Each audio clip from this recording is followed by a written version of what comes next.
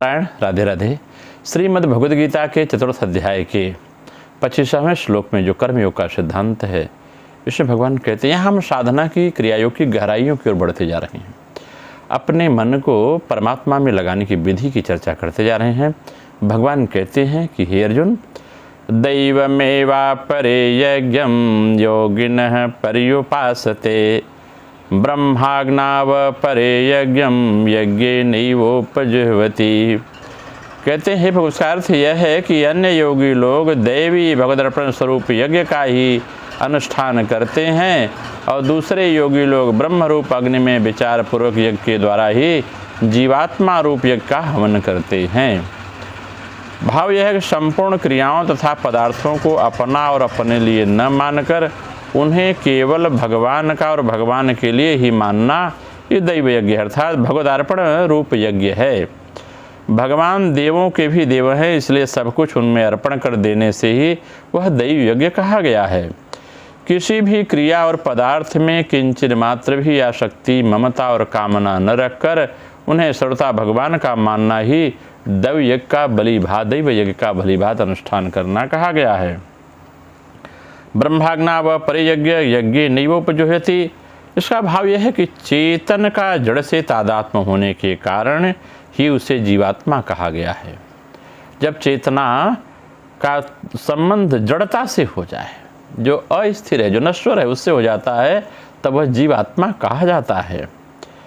विवेक विचार पूर्वक जड़ से सर्वथा विमुख होकर परमात्मा में लीन होने को जो यज्ञ किया जाता है, यज्ञ कहा गया है। लीन होने का अर्थ है परमात्म तत्व से भिन्न अपने स्वतंत्र सत्ता किंचन मात्र न रखना। इसका अर्थ यह भी ले सकते हैं कि दूसरे योगी लोग संसार रूप ब्रह्म की सेवा के लिए केवल लोक संग्रह रूप यज्ञ के लिए कर्तव्य कर्म रूप यज्ञ करते हैं, अर्थात यज्ञार्थ कर्म करते हैं। अगर हम इसकी क्रियायोग के माध्यम से व्याख्या करें तो थोड़ा बात और खुल के समझ में आती है। साधना की अवस्था में कहते हैं भगवान से कि इस प्रकार यज्ञ के द्वारा संपादित सर्वत्र ब्रह्म दर्शन लक्षण रूप ज्ञान ही सब यज्ञों का फल है, अतः यह श्रेष्ठ है। इस कारण ज्ञानी की प्रशंसा के लिए भगवान जो आगे के श्लोक में चर्चा करते हैं और कहते हैं कि आधिकारिक भेद से ज्ञान के उपायभूत नाना यज्ञों के विषय में उल्लेख करते हुए कहते हैं कि इंद्र वरुण आदि देवता इससे पूजित हैं। इंद्रादि में ब्रह्म बुद्धि रहित सूचित किया गया है। इस प्रकार के दैव यज्ञों का अनुष्ठान कर्मयोगी किया करते हैं।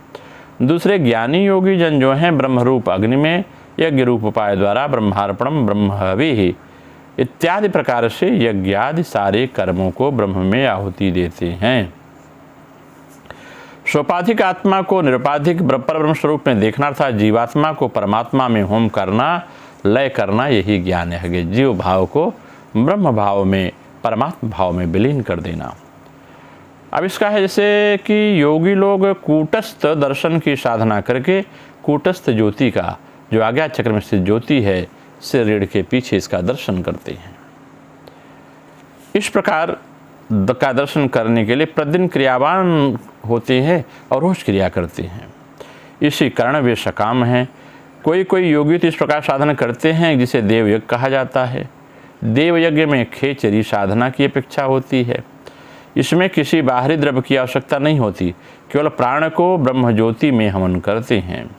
सुषुम्ना मार्ग से प्राणवायु को प्रवाहित कर मूलाधार पर्यंत ले आना, यही जीवात्मा में परमात्मा स्वरूप का दर्शन होम है। यही ओंकार क्रिया है, यही ब्रह्म यज्ञ है। इसके द्वारा ग्रंथि खुल जाती है। त्वम रूप जीव भाव तत्।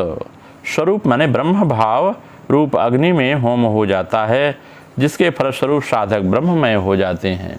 जब साधक ब्रह्ममय हो जाते हैं, इस साधना का उपाय गुरुमुख से जाना जाता है। आप जिस परंपरा में, जिस गुरुओं से भी आप दीक्षा लेते हैं, वो एक सहज साधना जो गुरु परंपरा से उन्हें प्राप्त होती है, वो आपको दिखाते हैं कैसे हम प्राणायाम क्रिया करें, कैसे मूलाधार से कुटस्थ माने आज्ञा चक्र पर्यंत ध्यान की विधि को लगाएं और उस विधि को लगाते लगाते धीरे धीरे धीरे धीरे हम जब उस आहुति को परमात्मा की ओर करते हैं जीव भाव को, तो व्यक्ति ब्रह्ममय हो जाता है। जानत तुम्हें तुम्हें हुई जाई का भाव जब पैदा होता है, ऐसा भाव पैदा होते ही वह साधना की सिद्धि की ओर बढ़ने लगता है। नमो नारायण। राधे राधे।